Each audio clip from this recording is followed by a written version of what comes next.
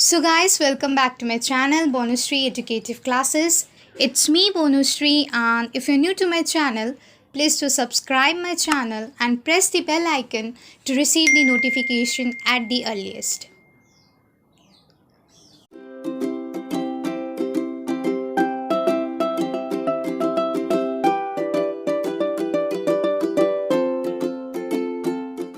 तो guys the chapter that is the kings farmers and towns का मैंने part 1 and part 2 upload कर दिया है, and if you have not watched it till now, please to check it. The link will also be given in my description box.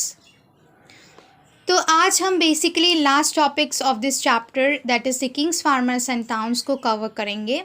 The first one is the towns and trade. Second is the how are inscription deciphered. The third is the limitations of inscription. So guys, let's not waste our time and start our first topic, that is the towns and trade. So basically during this time new urban centers began to emerge in several parts of the subcontinent from the 6th century BCE. तो guys जैसे कि मैंने आप सबको मेरे पहले videos में बताया था कि जो 6th century BCE है, it is been considered as the turning point in the Indian history. ऐसा क्यों? क्योंकि इस टाइम में, इस पीरियड में बहुत से डेवलपमेंट्स देखे गए थे. जैसे it was politically, economically as well as socially, हर तरीके से इस टाइम में डेवलपमेंट हुआ था. और इस टाइम में जो है अर्बन सेंटर्स भी इमर्ज होने लगे in several parts of the continents. That was basically from the 6th century BCE. And they were generally the capitals of Mahajanapadas. Mahajanapadas जैसे कि मैंने आप सबको बताया था कि the 16 states are known as the Mahajanapadas. They way it included Pataliputra, Ujjaini, Puhar, Mathura. And they also became the centers, commercial centers, cultural as well as of political activity. ये जो न्यू अर्बन सेंटर्स इमर्ज होने लगे इस टाइम में, they were the centers of commercial purpose, cultural as well as political activity. So let's move to our next thing, that is the urban population, elites and craft person. So although it is difficult to conduct extensive excavation at most sites because people live in these areas even today, a wide range of artifacts have been recovered from them. तो guys जो archaeologist थे उन्होंने बहुत से excavations किए and they got to find many evidences, sources, artifacts and all. But अभी भी कई ऐसे जगह है जहाँ पे उन्होंने अभी तक एक्सकावेशन नहीं किया है, but there is a chances of getting some evidences from there. But the problem arising over here is that कि अभी उन सब एरियाज़ में सेटलमेंट हो चुका है. Generally people live in those areas, so it is quite difficult for them to do excavation in such areas. और जो उन्होंने एक्सकावेशन जहाँ किए हैं, they found pottery bowls, then northern black polished ware, ornaments, tools, weapons, vessels, figurines that were made of gold, silver, copper, bronze, ivory, shell and terracotta. Basically ये सारे चीज़ें उस टाइम में एक्सकावेशंस के बाद मिले थे. So let's move forward. So सबसे पहले guys, what is votive inscription? What is votive inscriptions? Votive inscription records the gifts that are made to the religious institutions. So guys जो वोटिव इंस्क्रिप्शंस था वो क्या रिकॉर्ड करता था? जो भी हम लोग गिफ्ट्स या चैरिटीज़ देते थे towards the religious institutions like the temples, वो सारा रिकॉर्ड किस में रखा जाता था? Generally in the वोटिव inscription. जो वोटिव इंस्क्रिप्शन था, it also mention the name of the donor, sometimes specify his or her occupation as well. It also tells us about people who lived in towns, washing folks, weavers, scribes, carpenters, porters, goldsmiths, blacksmiths and all, teachers, merchants and kings. तो इस time में जो वोटिव inscription था, इसमें donor जो donate करता था money, उसका भी नाम मेंशन किया जाता था और कभी कभार उनका ऑक्यूपेशन भी बताया जाता था. ये जनरली जो डोनर्स थे उन लोग थे कौन? They were the washing folks, weavers, goldsmith, blacksmith, merchants और द किंग्स. समटाइम्स जो था ये जो डोनेशंस किए जाते थे guys, it was also been done by some guilds organization of merchants and craft producers. So इन लोग भी उस टाइम चैरिटी देते थे या फिर डोनेशंस करते थे to the religious institutions. So these guilds probably procured the raw materials, regulated production and marketed the finished products. तो ये guilds का काम जनरली था क्या? इन लोग बहुत से प्लेसेस से as well as internally externally they use to procure the raw materials, than उसके हेल्प से they use to do the productions and they use to sell those finished goods in the market areas. So the craft persons generally use the wide range of iron tools to meet the growing demands of urban elites. तो ये देखा गया कि उस time में generally people iron tools ज़्यादा use करते थे. सो आई होप यहाँ तक आपको समझ में आया है. So let's move to our second topic, that is the trade in the subcontinent and beyond. तो जनरली इस टॉपिक में हम लोग पढ़ेंगे कि 6th सेंचुरी BC में जो ट्रेडिंग था वो कैसे होता था. Okay, so the trading was both through land and river routes. River से भी किया जाता था and through the help of land also they use to do trade over overland areas like in central Asia, Arabian Sea, to the East and North Africa, West Asia, Bay of Bengal and China. ये सारे areas थे जहाँ पे trading किया जाता था. Those who traveled through these routes included the peddlers who probably traveled on foot and the merchants who traveled with the caravans of bullock carts and pack animals. So जो training करते थे generally कोई peddlers हुआ करते थे, जो traders थे जो जनरली चल के जाते थे, means they use to travel on foot. और कुछ मर्चेंट्स हुआ करते थे, they use to use the bullock carts in doing the trading of goods. Okay, some were the seafarers whose ventures were risky but highly profitable.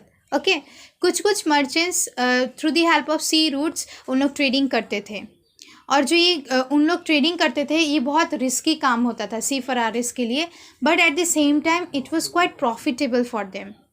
और जो successful merchants थे इन्हें बहुत से नेम्स दिए गए थे, जैसे Masattuvan in Tamil, settis and satavanas in Prakrit, and they were enormously rich.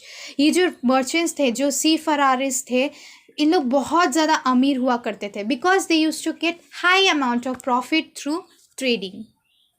So let's move to the next thing, that is a wide range of goods were being carried from one place to the another. Okay, ये generally basic necessity items लिया करते थे, जैसे कि salt, grain, cloth, metal ores, finished products, stone, timber, medicinal plants. ये सारे ये items थे जिसका उन लोग ट्रेडिंग करते थे. स्पाइसेस जो था guys, it was been highly in demand in the Roman empire. Roman empire में स्पाइसेस का डिमांड ज़्यादा था, स्पेशली फॉर द पेपर. और जो टेक्सटाइल और मेडिसिनल प्लांट्स थे, they were been highly demanded in the Arabian Sea to the Mediterranean. So I hope ये tradings वाला पार्ट आपको क्लियर है, and if you have any doubt please let me know in my comment section please. So let's move to the next thing, that is the coins and kings. Coins and kings, जो coins थे they help in the facilitating of exchanges. जैसे जैसे coinage के introduction होने लगा, ये exchanges में help करने लगे.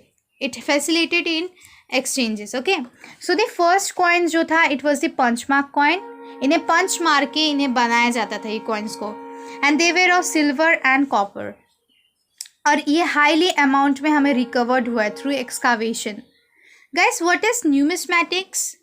So generally numismatics is the study of coins. Okay, the study of coin is known as numismatics. So इस टाइम में क्या था, जो फर्स्ट कॉइन था it included the names and images of the rulers and it were been issued by Indo-Greeks. Indo-Greeks ने ये punch mark coins issue किया था, और इस coins में they generally had the names and images of rulers. Names and images of rulers. Guys, the next thing is that the first gold coin was been introduced by the Kushana dynasty. It's very important and it may come as a MCQ. So you must keep it in your mind that the first gold coins were been issued by Kushanas in the 1st century CE. Okay? तो ये जो generally coins थे ये trading purpose के लिए generally help करते थे for the commercial exchanges and all. इसके साथ साथ जो था, there was a wide spread use of gold coin indicates the enormous value of the transactions that were taking place. ये गोल्ड कॉइन्स इंडिकेट क्या करता है कि उस टाइम में बहुत हाई अमाउंट में ट्रांजेक्शन्स होता था, internally as well as externally. They also had networks of trades which were not confined within the political boundaries. South India was not part of the Roman Empire, but they had a close connection through trade. Okay. Coins जो था, it was also been issued by the tribal republics such as the Yodhas of Punjab and Haryana. जो tribal people, common people भी coins को introduce करने लगे, not only the rulers and the kings. Okay. और ये generally gold coins नहीं थे, they were the copper coins which also help them in the participation in economic exchanges. Okay. ये coins economic exchanges में, trading purpose में, जैसे कि मैंने बताया, it begins to help it begin to boost the trading system. So some of the gold coins were also been issued by the Gupta rulers. Second time जो gold coins था, it was issued by the Gupta rulers. Okay, these coins also facilitated long distance transactions. From the 6th century onwards, finds of gold coins taper off. Crisis होने लगा, economic crisis. So ये जो trading system है ना, ये भी Indian history में of the 6th century BC is hotly debated. Some historians को क्या लगता है कि during some suggest that with the collapse of the Western Roman Empire, long distance trade also declined. कोई कहते हैं कि जैसे जैसे time, with the passage of time, जैसे जैसे टाइम बढ़ता गया, उस टाइम क्या होने लगा, जो ट्रेडिंग सिस्टम था, it begin to collapse, it begin to decline, because during that time Roman empire also decline, क्योंकि ट्रेडिंग बेसिकली उन लोग का ज़्यादा किससे था, विद द रोमन एम्पायर। तो जैसे जैसे रोमन एम्पायर का डिक्लाइन होने लगा, 6th century BC में ट्रेडिंग भी कम होने लगे। But others argues that new towns and networks of trade started emerging during this time. और कुछ हिस्टोरियंस का पॉइंट ऑफ व्यू कुछ डिफरेंट है। इन लोग क्या कहते हैं, नहीं, इस टाइम में क्या था, इस टाइम में बेसिकली ट्रेड हमारा जो था वो बूस्ट होने लगा, it begin to become very effective due to the emergence of new towns, urban centers during this period. So guys, इसका proper कुछ मतलब figure out नहीं कर सकते हम लोग, because of the lack of evidences and sources that we have got. Okay, ये सब हम लोग बस assume कर सकते कि ऐसा हुआ होगा, but exactly we never know कि उस टाइम में क्या हुआ था. Okay. So let's move to our last topic, that is the how are inscription deciphered. जैसे कि मैंने आप सबको बताया था कि एट द बिगिनिंग ओनली कि जो ब्राह्मी और खरोष्टी इंस्क्रिप्शन थे वो किसने डेसिफेट किया था, it was deciphered by James Prinsep. और ये जैसे जैसे ही ब्राह्मी और खरोष्टी इंस्क्रिप्ट को निकाला गया था, उसके बाद जो बहुत से इंस्क्रिप्शन इन डिफरेंट लैंग्वेजेस, उसको भी पढ़ने में उन्हें हेल्प मिलने लगा। ये मिलने के बाद, ब्राह्मी और खरोष्टी को डेसिफर्ड करने के बाद, epigraphists were been able to read inscription of different languages and were able to grasp more information, more evidences and more sources to reconstruct the history of 6th century BCE. Okay? और संस्कृत और प्राकृत language के inscription को भी पढ़ने में उन्हें मदद मिला। और इसमें बेसिकली ये टॉपिक में ज़्यादा कुछ है नहीं, इसमें बताएगी कि बहुत से टाइटल्स दिए गए थे, जैसे कि मैंने आप सबको पहले भी बताया था कि जैसे Devanampiya, beloved of the god, Piyadasi means pleasant to behold, ये सारे एक टाइटल दिए जाते थे उस टाइम में रूलर्स को according to the capabilities and all.